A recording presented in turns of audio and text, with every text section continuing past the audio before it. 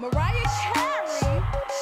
This is the point when I need everybody to get to the dance floor. Just like that, y'all. That, y'all. That, y'all. That, y'all. That, like that, y'all. That, y'all. Nous sommes en 2004. Mariah Carey sort d'une période très compliquée et prépare son 10e album qui va bousculer la suite de sa carrière. Mais avant d'aller plus loin, il faut que je vous ramène dans les années 90.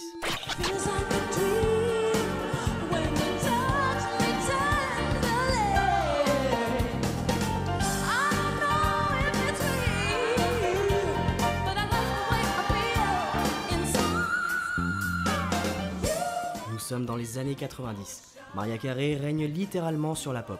Chaque sortie est un événement, chaque single grimpe au sommet des charts, elle enchaîne les tubes, les records, les numéros 1, elle fait partie de la trinité vocale aux côtés de Whitney Houston et de Céline Dion, et surtout elle est la plus grande vendeuse de disques de la décennie 1990 avec 160 millions d'albums vendus. Derrière cette réussite, il y a pourtant une très grosse ombre dont il est important que je parle pour qu'on comprenne la suite de la vidéo. Et cette ombre s'appelle Tommy Mottola.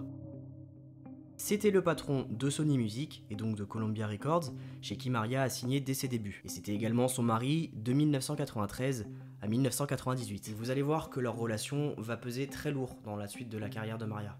Tommy Mottola n'était pas juste son époux, il était aussi son mentor, son producteur, mais surtout un homme possessif, autoritaire, colérique et paranoïaque. Il exerce sur elle une emprise étouffante. Il contrôle tout, ses déplacements, ses apparitions publiques, ses choix artistiques. Mariah n'a pas le droit de sortir seule car son mari est extrêmement jaloux. Il a installé des caméras dans leur maison pour surveiller ce qu'elle fait. Même la nuit, quand elle se lève pour aller faire pipi, il lui dit « tu vas où ?» C'est pour vous dire à quel point le mec était parano. Bref, elle est constamment surveillée, elle vit littéralement dans une cage dorée. Ce climat toxique va la mener à faire des grosses crises d'anxiété, et suite à un ras-le-bol et de nombreux événements qui vont s'enchaîner tant sur le plan personnel qu'artistique, elle finit par mettre un terme à ce mariage en 1998 et cherche à reprendre le contrôle sur sa vie et surtout sur sa carrière. Point également très important pour la suite de la vidéo, mais pendant cette décennie, Mariah est surtout considérée comme une chanteuse pop qui est formatée pour le grand public blanc. Mais en réalité, elle a toujours eu une vraie volonté de s'orienter vers le hip-hop et le R&B. Elle se considère elle-même comme une chanteuse soul. Le problème, c'est que les dirigeants de son label la freinaient constamment. Ils voulaient qu'elle reste dans un registre pop,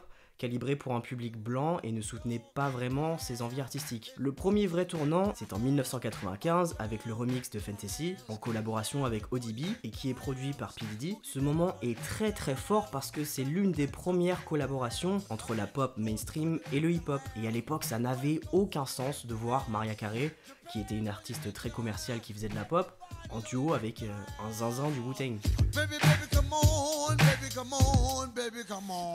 When you walk by every night, talking sweet and looking fine, I get kinda hectic inside. Elle va ensuite se rapprocher encore plus du hip-hop R&B avec son album Butterfly, puis totalement à la fin des années 90 avec l'album Rainbow. C'est notamment ce gros conflit artistique qui va jouer un rôle essentiel dans la suite de sa carrière et qui explique en partie l'importance de l'album dont je vais vous parler dans cette vidéo. Suite à tout ça, elle va vouloir quitter la maison de disques Sony, Tommy Mottola va tout faire pour l'en empêcher. Pour vous dire, elle est même allée jusqu'à Tokyo pour négocier directement avec le gros patron de Sony pour éviter de passer par son ex-mari. C'est finalement en 2001 qu'elle quitte Sony pour signer chez Virgin Records, pour ce qui sera à ce moment-là le contrat le plus cher de l'histoire de la musique.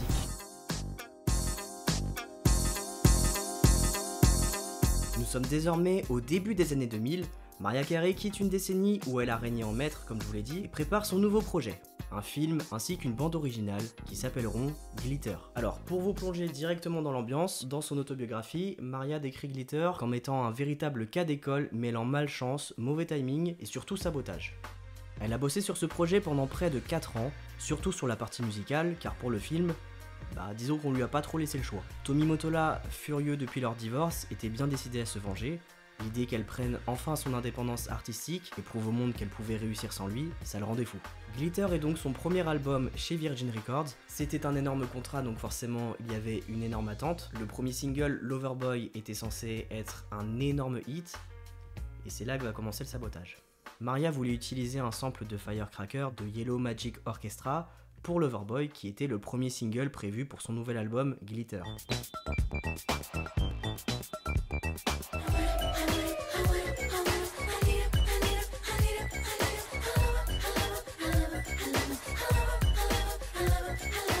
Tommy Mottola, qui suivait toujours de très près ce qu'elle faisait, il faisait même venir des espions dans son studio, Le mec était fou. Il venait tout juste de signer Jennifer Lopez, une artiste qu'il cherchait à modeler à l'image de Mariah Carey, dans ses looks et dans son style. Tommy s'est donc arrangé pour que le sample que Mariah voulait utiliser atterrisse dans I'm Real, le prochain single de Jennifer Lopez.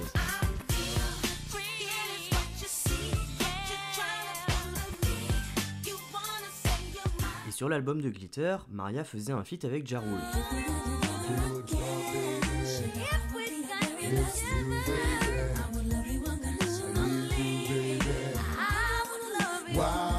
Du coup, Tommy Mottola s'est aussi arrangé pour que Jennifer Lopez fasse un featuring avec Ja Rule et que ça soit très ressemblant de la musique de Mariah.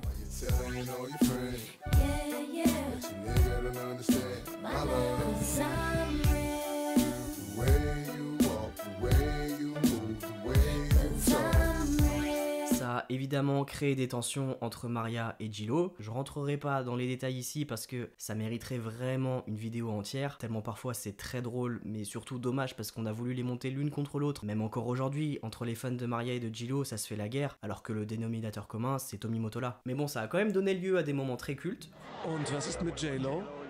Die kenne ich nicht. Ups.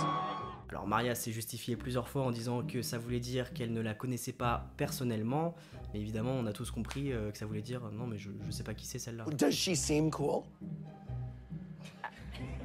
I don't know her. What do you think about people still referencing I don't know her all these years later? I still don't know her. Mais bref, pour raconter cette histoire du fameux sample, ou échantillon comme on dit en français, je pense que c'est mieux si c'est Maria qui le raconte. Vous allez voir, c'est très très drôle. And then there was the sabotage. After hearing my new song, using the same sample I used, Sony rushed to make a single for another female entertainer on their label, whom I don't know. They used the Firecracker sample and released it before Loverboy. Ja Rule and I wrote a song together too, and next thing you know, Tommy was calling up his manager, Irv Gotti, asking him and Ja to collaborate on a duet for the same female entertainer's record, leaving me to scurry and remake the song. This was sabotage, plain and simple. Look, I was well trained in the art of turning shit situations into fertilizer, but Tommy knew fucking with my artistic choices was particularly low. But I wouldn't let him stop me. And after all that shit, Loverboy ended up being the best-selling single of 2001 in the United States. I'm real. Le premier single, Loverboy, se classe deuxième. Alors c'est très honorable certes, mais pour Maria qui sort d'une décennie de domination absolue avec une succession de numéro 1, ce n'était pas suffisant. C'était pas suffisant pour la maison de disques parce que pour Maria, ça lui allait très bien. Pendant les années 90, elle a été l'artiste ayant vendu le plus de disques, donc Virgin s'attendait à du grandiose. Pour eux, être numéro 2, c'était un échec. Et la presse va donc parler d'un flop. Je pense qu'il y a quand même beaucoup d'artistes qui rêveraient d'avoir un flop comme ça. Maria dira d'ailleurs que malgré un budget conséquent, le management de Virgin était loin d'être à la hauteur, tout comme la communication autour du projet. Elle décide alors de prendre les choses en main pour promouvoir le premier single Loverboy. En juillet 2001, elle participe à une émission sur MTV, une mise en scène est prévue, Maria arrive avec un long t-shirt qu'elle doit retirer pendant la performance, mais là, l'animateur la piège en faisant semblant que ce n'était pas prévu. Résultat, Maria passe pour une folle, qui s'incruste sur une émission et qui fait un striptease en direct. La presse s'en donne alors à cœur joie, et la présente comme une artiste instable. À cette époque, sans réseaux sociaux, les artistes n'avaient pas la possibilité de se défendre comme ils le voulaient. Maria ne pourra jamais expliquer que tout ça était planifié et qu'elle a été piégée par le journaliste. La sortie du film Glitter et la bande originale du film vont être décalées de quelques semaines à cause de cette histoire du fameux sample, et malheureusement ça va pas tomber au bon moment. Le film Glitter et sa bande originale vont être considérés comme de gros échecs commerciaux. Le film, en particulier, sera rapidement catalogué comme un nanar, ce qui va avoir un gros impact sur la réputation de Maria, et sa notoriété en prend un énorme coup. Sous la pression énorme et après des années de travail intense, elle sombre dans un burn-out et finit hospitalisée. Cette période noire s'ajoute à des blessures profondes liées à son enfance difficile, dues à des problèmes familiaux, et Maria confie d'ailleurs dans son livre qu'elle souffre encore aujourd'hui de stress post-traumatique lié à son enfance, à son mariage et à cette sombre période autour de Glitter. Et quelques années plus tard, elle révélera même qu'elle a été diagnostiquée bipolaire pendant cette période. Son hospitalisation l'oblige à annuler une grande partie de la tournée promotionnelle du film. Ce manque de visibilité, combiné à la tragédie du 11 septembre qui a éclipsé la sortie, conduit à de faibles ventes de la bande originale. Maria voudra quitter Virgin et EMI, qui a ensuite été racheté par Universal, va reprendre son contrat. Et peut-être pour la première fois de sa carrière, on va enfin la considérer à sa juste valeur. Ils vont lui faire comprendre que même si elle a pas fait les ventes espérées avec Glitter, et bah ça n'en reste pas moins une très grosse artiste et qu'elle a rien perdu de son statut. Elle enregistre alors Charm Bracelet, son premier album chez Universal. Ce disque n'est pas un album majeur dans sa carrière, Il ne contient pas de tubes énormes, mais il est rempli de belles pépites R&B. C'est un album de transition. C'était une période où Maria se remet psychologiquement de tout ce qu'elle vient de traverser. C'était une période où elle allait tellement pas bien qu'elle a quand même eu un crush sur Georges Alain de la Starac, hein, c'est pour vous dire.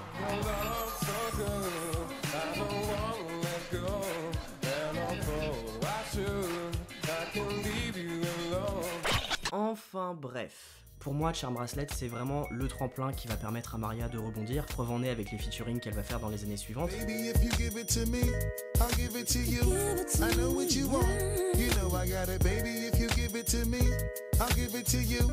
As long as you want, you know I got it. Les deux albums précédents n'ont pas été des succès commerciaux fracassants, mais il faut bien préciser qu'ils ont tout de même réalisé de très bons chiffres. Le problème, c'est que la presse et l'industrie les ont considérés comme des échecs en comparaison avec ce qu'elles vendaient dans les années 90. On ajoute à ça énormément de moqueries de la part des tabloïds et des remarques bien misogynes comme ils en avaient l'habitude dans les années 2000. Donc pendant cette période, il y a beaucoup de personnes qui pensent que Maria a fait son temps et qu'elle ne pourra plus réatteindre les sommets comme avant.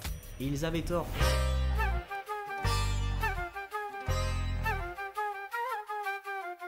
Nous sommes désormais en 2004 qui va être l'année du déclic. En février, L.A. Reid devient le nouveau CEO de Def Jam, mais ça, vous le savez si vous avez vu ma vidéo sur Rihanna. Et très vite, il va prendre une décision qui va changer la trajectoire de Mariah Carey. Il va se concentrer pleinement sur elle. Il va réunir une armée de producteurs et d'artistes hyper talentueux. Tout d'abord, Jermaine Dupri, avec qui Mariah formait une super équipe dans les années 90. Kanye West, qui commence à faire son petit bout de chemin en tant que producteur. Snoop Dogg, les Neptunes, Nelly, Twista, bref, une vraie Dream Team qui coïncide aussi avec l'ascension d'Atlanta dans le hip-hop et qui est prête à créer l'album du comeback. À ce moment-là, Maria a 35 ans. Elle décide d'appeler cet album The Emancipation of Mimi, l'émancipation parce qu'elle veut que cet album représente sa liberté, et Mimi parce que c'est le surnom utilisé par son entourage le plus proche. En fin d'année 2004, elle collabore avec Jadakiss.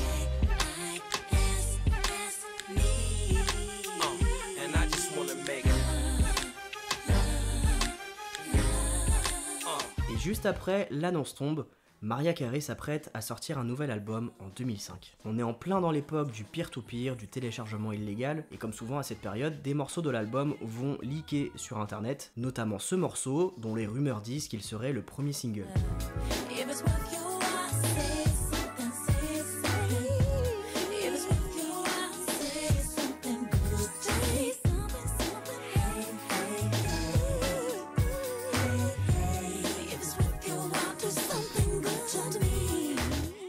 Alors les réactions sont un petit peu mitigées, c'est un très bon son, mais pas un titre pour lancer un album, c'est trop léger.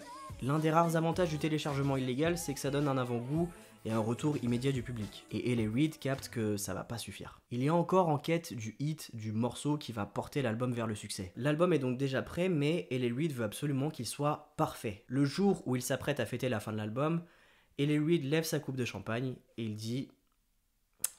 On n'a pas le morceau. Il manque un gros titre. Tu dois retourner voir Jermaine Dupri. Maria repart donc à Atlanta. Elle va bosser toute la nuit aux côtés de son équipe. Et ça va payer.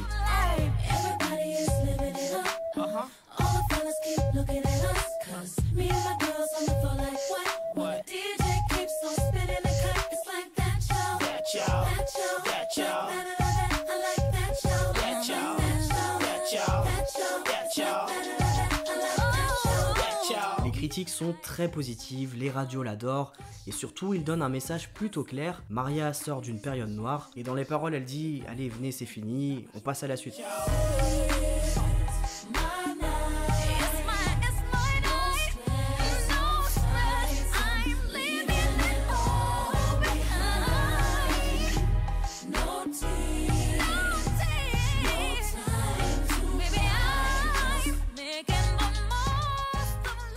Suite justement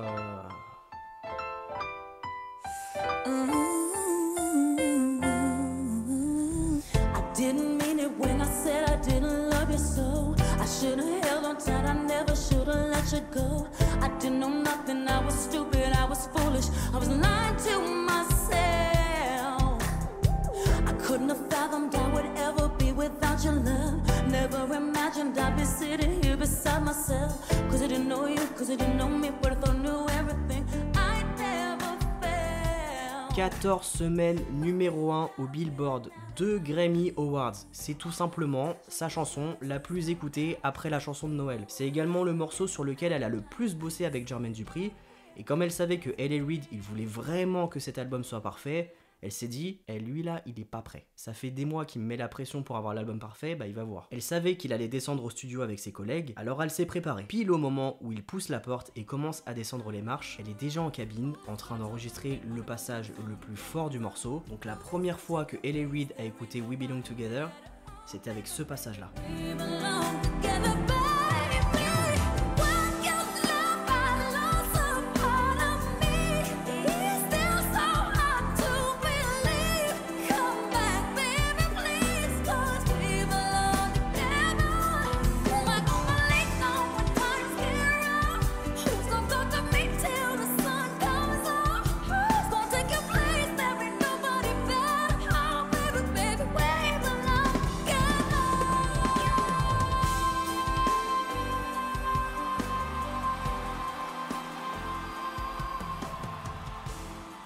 Le clip aussi est mythique, on peut y voir un clin d'œil sur son mariage avec Tommy Mottola, on la voit au bras d'un homme plus âgé et surtout, la robe de mariée qu'elle porte dans le clip est exactement la même que celle qu'elle portait lors de son vrai mariage avec Tommy. Elle dira plus tard que cette robe traînait chez elle depuis des années et que comme c'était difficile de trouver une robe aussi grandiose pour un clip en peu de temps, elle s'est dit bon bah on va la prendre, de toute façon je vais plus vraiment m'en servir. Bon, en vrai de vrai, je pense qu'elle a surtout voulu lancer un pic à son ex-mari, surtout qu'à la base dans le clip, elle voulait brûler la robe. Et le réalisateur lui a dit ouais bon, on est peut-être pas obligé d'en arriver là. Le clip fait suite à celui de It's Like That, où elle s'éclate lors d'un enterrement de vie de jeune fille, et on y découvre Michael Scofield, qui fait ensuite son retour dans le clip de We Belong Together, où Maria s'enfuit avec lui. On perçoit clairement dans cet album la belle énergie créative qui a circulé entre toutes les personnes impliquées dans ce projet, et comme je le mentionne dans ma vidéo sur Rihanna, les Américains sont vraiment très doués pour le travail collaboratif. Cette ambiance créative colle aussi parfaitement à l'état d'esprit de Maria à ce moment-là. Elle veut écrire des chansons lumineuses, après la période sombre qu'elle a vécue, mais aussi des chansons qui parlent d'amour et de relations, comme c'était souvent le cas dans le R&B. En parallèle, Maria se reconnecte aussi à sa foi. Elle commence à fréquenter régulièrement l'église, et ça va se ressentir dans ce qui est pour moi l'un des plus beaux morceaux de cet album.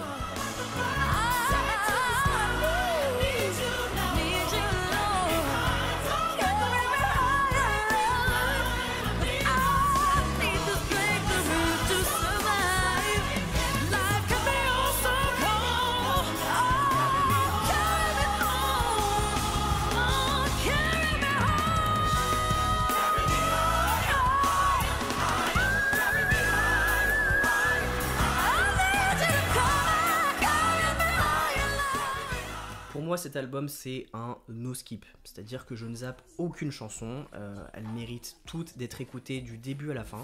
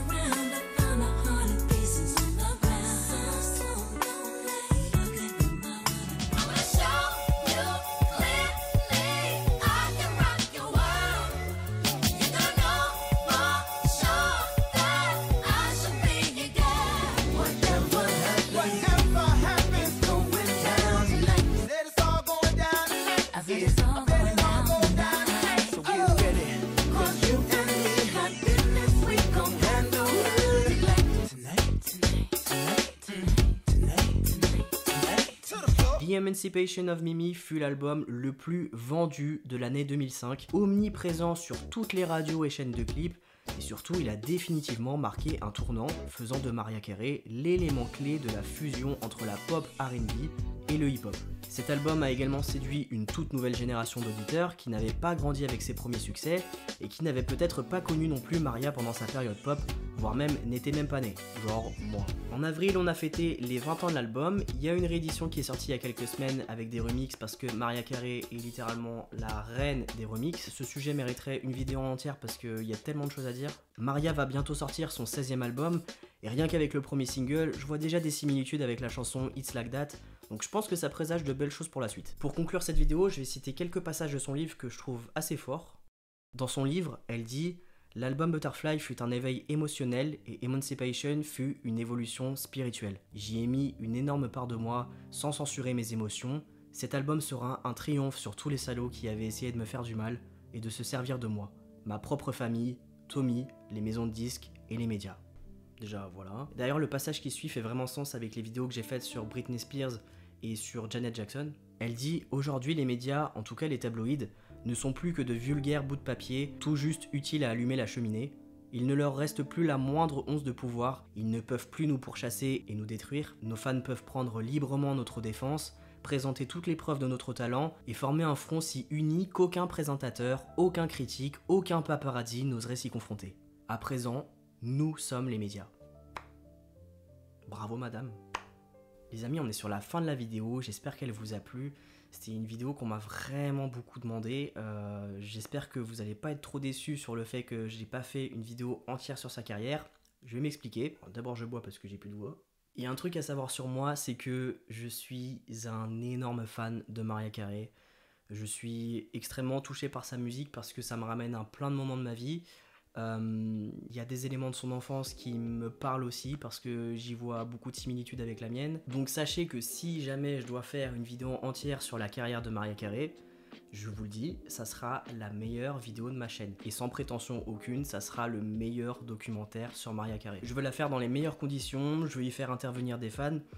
Et je veux attendre d'avoir des meilleurs moyens pour pouvoir la faire parce que pour l'instant je vais filmer avec mon téléphone donc c'est pas très pratique. Donc je sais que je vais la faire mais je peux pas vous donner de date parce que si je la fais ça inclut aussi le fait qu'il n'y aura pas de vidéo pendant quelques semaines parce que je pense que je vais prendre un bon mois pour taffer dessus et faire vraiment un énorme truc parce que c'est tellement une artiste que je respecte et que vraiment j'apprécie énormément que je veux pas bâcler les choses et encore une fois ça sera la meilleure vidéo sur Mariah Carey que vous verrez, voilà je vous le dis. Voilà maintenant vous le savez.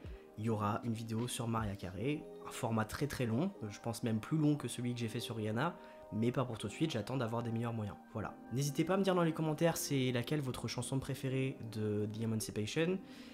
Moi je pense que ça se joue entre We Belong Together forcément, et Fly Like a Bird aussi. Elle est vraiment très très bien celle-là. Et celle avec Nelly, To The Floor. Et je vous dis à très bientôt pour une nouvelle vidéo.